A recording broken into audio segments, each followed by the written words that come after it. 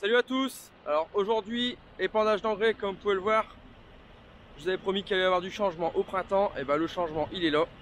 C'est que avec le collègue avec qui j'utilise en commun le pulvérisateur, on a décidé aussi de mettre en commun le distributeur d'engrais. Là cette fois sur son tracteur, le T151 avec lequel j'ai semé, souvenez-vous, une vidéo de cet hiver avec le Smart Pottinger. Soit le sien, soit le mien. Là ça s'arrange que c'est le sien qui était dessus, donc j'ai pris l'ensemble. Et donc c'est un distributeur d'engrais Amazon ZAM 3001, donc distributeur 3000 litres avec la pesée. Donc ça me change la vie parce que j'avais jamais utilisé de pesée auparavant et franchement ça marche super bien, c'est hyper confortable. Donc voilà un petit peu l'ensemble avec lequel j'épand l'engrais aujourd'hui. Bon, j'ai pas fait beaucoup de vidéos depuis ce matin, on est milieu d'après-midi. Tout simplement parce que le temps de prendre en main un nouveau tracteur ainsi qu'un nouveau distributeur qu'on ne connaît pas, d'autant plus avec la pesée, c'était pas évident. Donc prendre la caméra avec, c'était un petit peu hard. Par contre, voilà, là, je vais vous faire quelques rushs et vous expliquer un petit peu ce que je fais et comment je minore. Parce qu'ici c'est la première parcelle dans laquelle j'ai mis du lisier, 40 mètres cubes de lisier de veau. Et je vous explique un petit peu comment je minore et ce que je mets comme apport. Allez, on va regarder ça. Bon voilà, on est à nouveau en cabine, enfin on est arrivé en cabine. Alors depuis ce matin j'ai pendé un engrais, c'est du 14-6-16 avec un petit peu de calcium et du soufre, également du soufre. Alors j'ai mis ça à 500 kg/h sur le blé sur blé.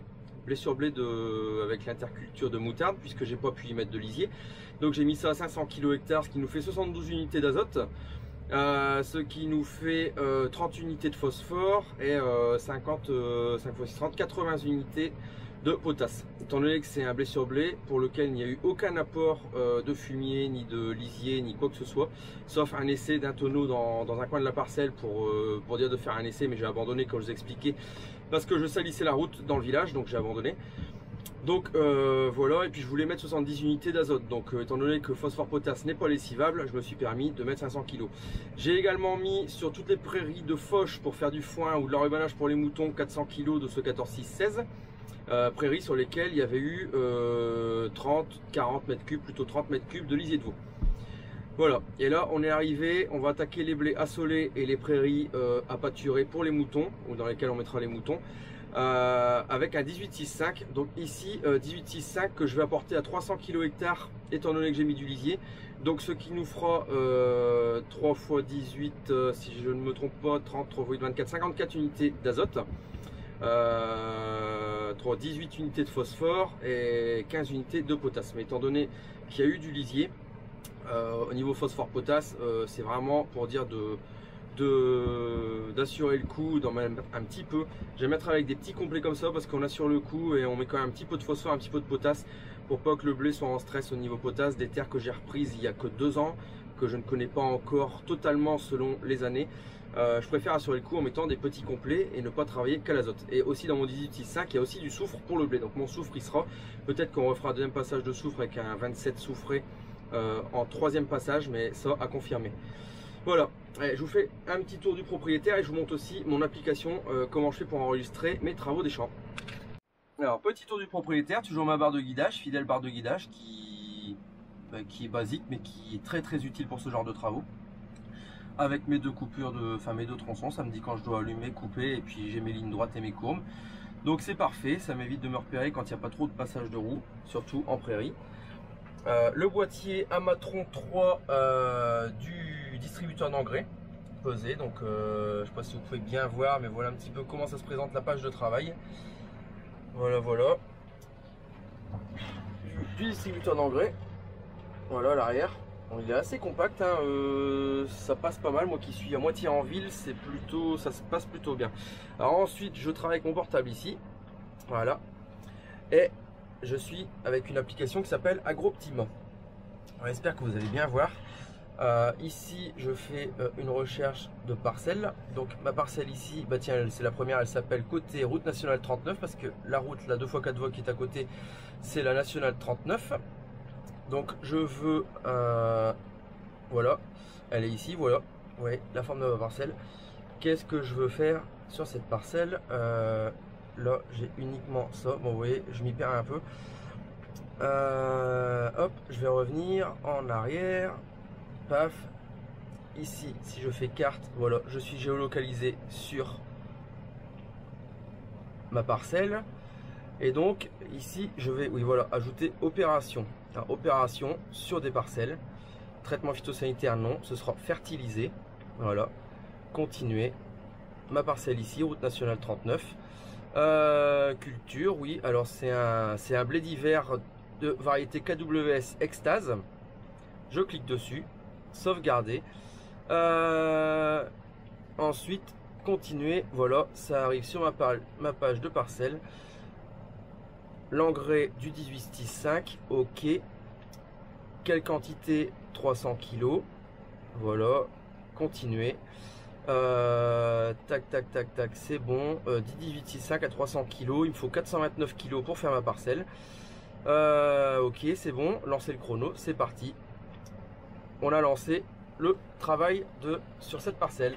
Voilà, c'est tout simple. Et tout ça va être sauvegardé dans mon portable via une synchronisation. Et ensuite, quand je me mets au bureau, je reprends mon portable, je reviens sur la page de ma parcelle et ça me dit tous les travaux que j'ai fait, que je répertorie dans mon cahier d'épandage et dans mon cahier de produits phytosanitaires, d'applications phytosanitaires qu'on doit tenir en code contrôle. Voilà, tout simplement.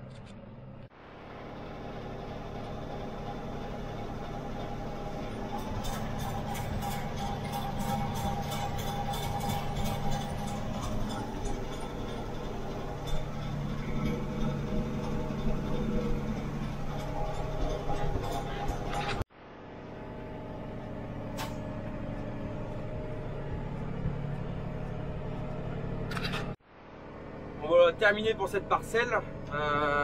Bon, ici donc elle a été faite entièrement en lisier, à 40 mètres cubes hectares de lisier, donc ce qui nous apporte une trentaine d'unités d'azote, une quarantaine de 30-40 de phosphore et une cinquantaine de potasse.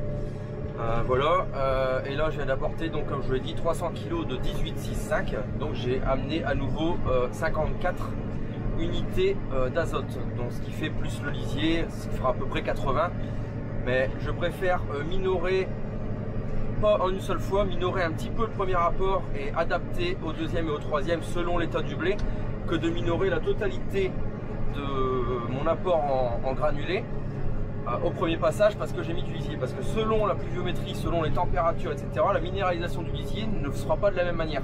Peut-être que mon lisier cette année, au vu du climat ou de la météorologie de l'année, ne m'apportera peut-être que 15 ou 20 unités d'azote.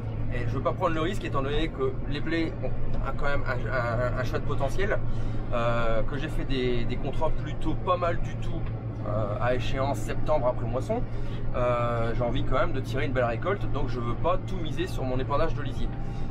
Au fur et à mesure des années, peut-être que ça variera selon le cours du blé, selon l'état des blés sortis hiver. Là, étant donné qu'il y a quand même pas mal de potentiel dans ces parcelles, je préfère assurer le coup. Bon, on va aller, j'en ai encore dans le distributeur, on va aller en mettre dans le blé parcelle catastrophe. Allez, on se retrouve là-bas.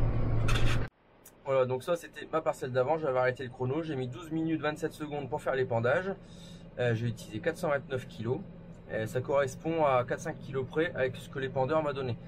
Donc on est plutôt bon. Voilà, donc je termine et je sauvegarde. Voilà, donc mon opération se retrouve ici. Voilà, elle est archivée. On repart sur une nouvelle opération. Voilà, sur une de mes parcelles. On est toujours sur de la fertilisation. Là, voilà. Donc, continuer. On est ici sur la parcelle Le Parc. Donc, je la sélectionne. Culture, je ne vais pas rentrer puisque j'ai pas encore fait d'intervention sur cette parcelle. Donc, on va faire une recherche. On va mettre Lexio. Voilà. Je vais faire le contraire, je vais mettre blé. Ah, il ne veut pas me le prendre. Blé. Lexio. Si c'est Lexio. Alors est-ce qu'il le connaît puisque c'est une nouvelle variété? Donc je suis pas certain. Bon, on va lui faire prendre comme ça. C'est pas grave, on va le refaire. Continuer. On va le refaire le parc, voilà. Continuer. Tac, tac, tac, tac, le parc. Bon, il me l'a pris quand même sans culture. Bon, c'est pas grave, je le modifierai plus tard. 18,65. Alors, par contre, ici, on va modifier engrais 18,65. Quantité, ici, je vais mettre 350 kilos. Voilà. Hop. Donc, c'est bon. Lancer le chrono. Alors, je lance le chrono parce que ça m'enregistre tout. Ça me permet de rester sur la page. Sinon, je m'en fiche un petit peu du temps que je mets pour répandre. Hein. On est quand même pas à un quart d'heure près. Voilà. Donc, ma parcelle, le parc. Sans culture, je la modifierai plus tard. On est sur un épandage d'engrais de 18,65. Alors, pourquoi ce choix là, avant de démarrer l'épandage? Je vais vous expliquer pourquoi ce choix de mettre 50 kg hectare de plus. Alors que, comme vous l'avez vu dernièrement, il y a 4 jours de ça, j'ai fait un épandage de lisier. Tout comme les autres parcelles sur lesquelles j'ai minoré, je suis passé à 300 kg.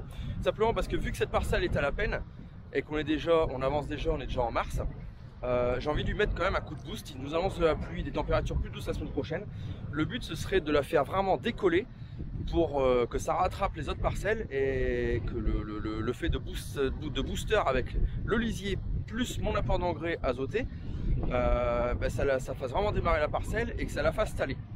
Ensuite, je viendrai intervenir avec des applications de produits phyto pour vraiment faire taler cette parcelle. Comme on peut voir ici, c'est encore amélioré depuis 3-4 jours. Et j'aimerais, je pense qu'il y a encore un petit peu de potentiel à sauver. Mais pour ça, il faut le nourrir. C'est une parcelle à difficulté, donc il faut s'en occuper doublement par rapport aux autres. Et donc là, ma stratégie, c'est de taper assez fort tout de suite en azote.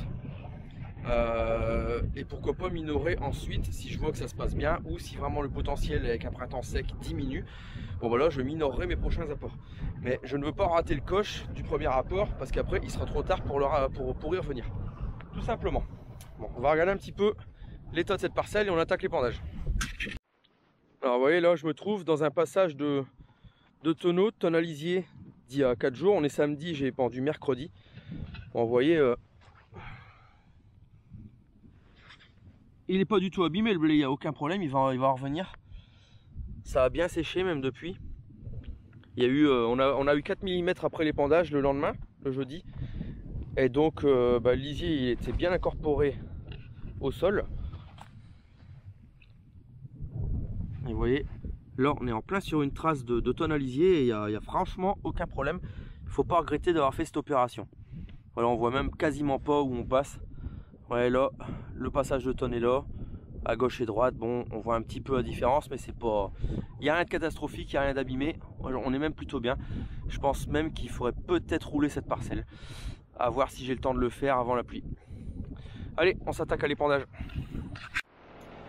Allez, c'est parti. Alors, vous voyez, je ne vous ai pas présenté, mais tout fonctionne avec donc une poignée, la fameuse poignée Amazon qui concerne les pulvées, distributeurs d'engrais et peut-être même d'autres outils. Donc là, je vais descendre mon dispositif de bordure. Donc j'appuie sur le petit lot qui est là, ici, voilà, il est descendu et on peut le voir sur le boîtier ici. Vous voyez, là on est en épandage complet, ici on est en épandage de bordure. Voilà, allez c'est parti, on enclenche l'hydraulique.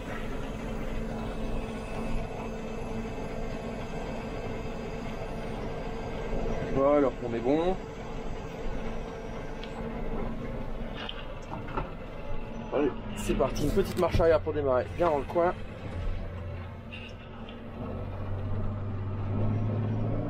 On enclenche trappe droite, trappe gauche ici. Et on est parti. On démarre.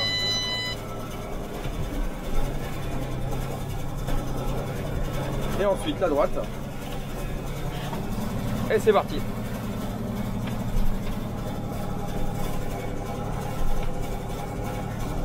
Donc un bon gros bourrin que j'ai été quand j'ai semé un peu à l'arrache. J'ai fait que 4 plaines de fourrière alors que je dois passer avec mon pulvé et distributeur d'engrais dans la 5e.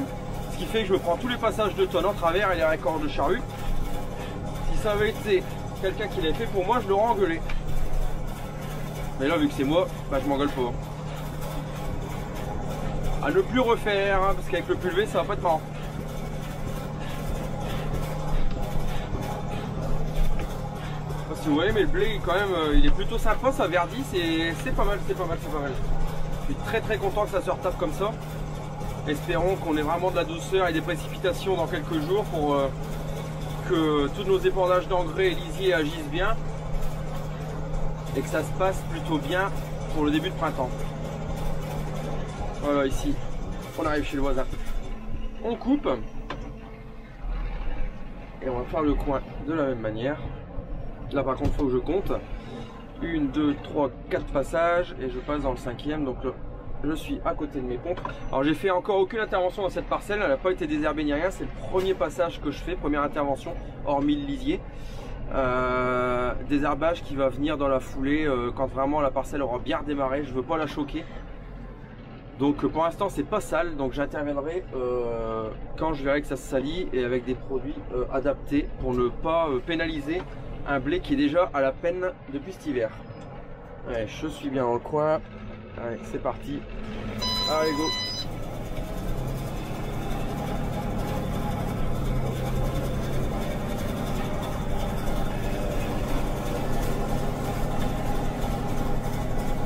Alors, j'ai pas mis mon point avant, ça va pas le faire parce que là, on arrive dans le passage compliqué. Il y a un petit peu de blé quand même, vous pouvez pas le voir vous, mais il y a un peu de blé quand même. C'est pas terrible, mais il y en a un petit peu.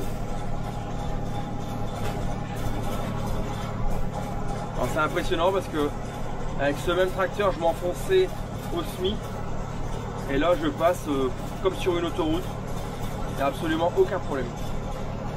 C'est quand même assez impressionnant les conditions comme elles changent en quelques mois de temps.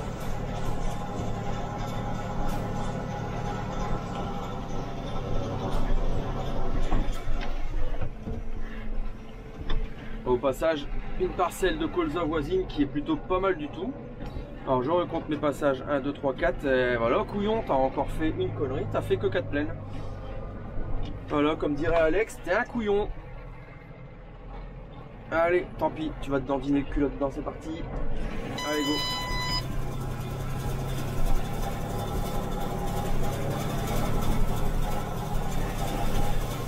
Voilà, la fourrière elle a complètement coulé, mais bon, le peu qui reste, on va le laisser, on va le préserver, on verra ce que ça donne. De toute façon, on ne fera pas de miracle, on va ressemer de l'orge si elle est prise de sécheresse, bah, ça sera pas mieux. Remettre du maïs, bon, ça m'intéresse pas trop parce qu'on va avoir les mêmes conditions de semis que l'an dernier. Donc voilà. Au passage, on retrouve notre tas d'écume et on a commencé à amener du fumier, sachant qu'ici, je prévois un épandage de fumier de 50 tonnes hectares, étant donné que ça en a vraiment beaucoup besoin. Je vais m'écarter un peu du tas.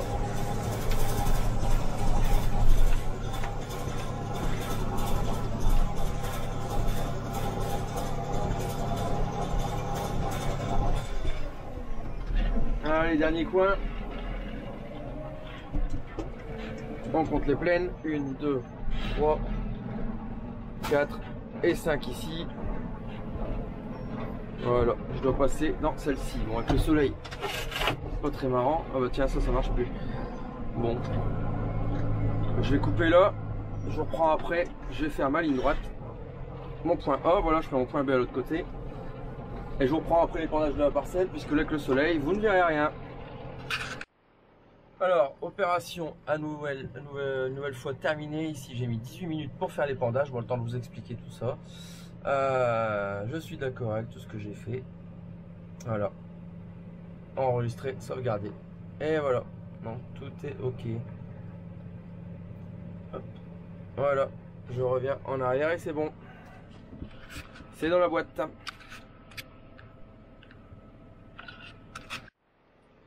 Voilà, bah écoutez, je vais pas en dire beaucoup plus sur cette journée épandage.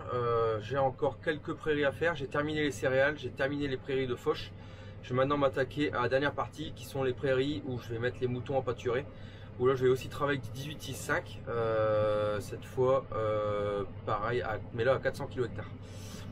Donc voilà, je vais terminer ça. Je reviendrai sur la fertilisation.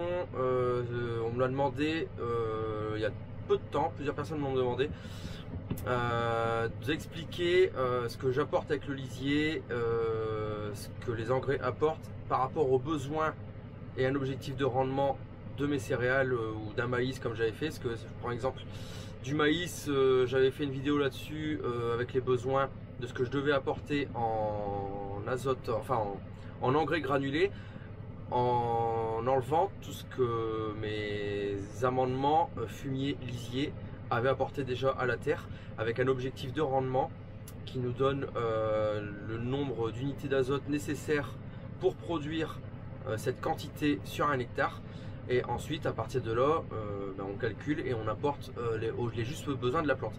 Donc je reviens là-dessus, on fera un tour de plaine quand toutes les cultures auront bien démarré, et je reviendrai là-dessus sous forme de tableau comme j'avais fait la dernière fois, où je vous expliquerai mon objectif de rendement, les quantités d'azote, phosphore, potasse, également de soufre nécessaires à l'obtention de cet objectif de rendement pour un hectare. Et ensuite comment je procède avec mes épandages de lisier, ce que la terre a déjà en reliquat azoté et ce que j'apporte et sous quelle forme. Voilà, mais bon, en attendant, portez-vous bien, on verra ça dans une prochaine vidéo et je vous dis à très bientôt. Allez, salut!